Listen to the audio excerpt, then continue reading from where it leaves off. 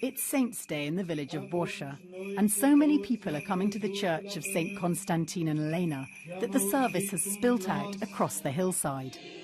Nearly 90% of Romanians are members of the Orthodox Church, and in this rural community, it's part of the fabric of life. We believe in God, and we put all our trust in the church.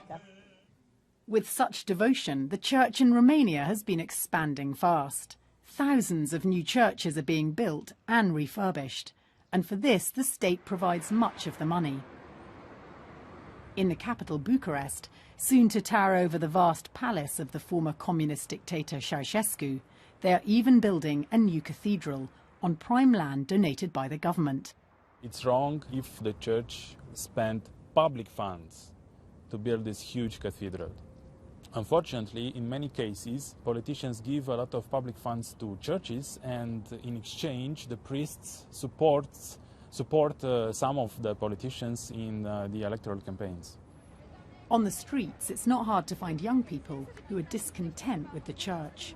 It really costs too much, and we could use the money for schools, for hospitals. The church must be funded by the people who believe in God, not the state. But the church's efforts to collect money from its believers are not always welcome.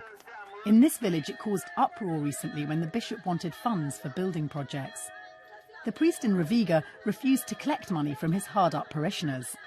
He was then forcibly evicted from his church by the police, despite the attempts of his devoted congregation to defend him.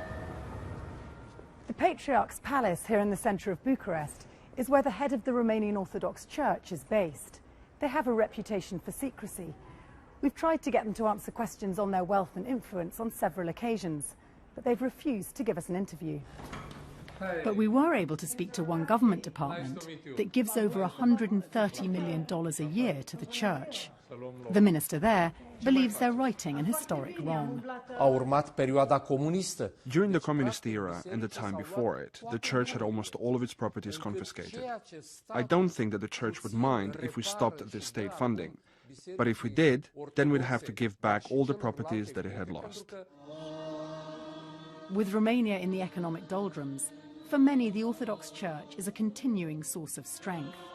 But some are beginning to question whether its considerable funds might be better spent elsewhere. Tessa Dunlop, BBC News, Romania.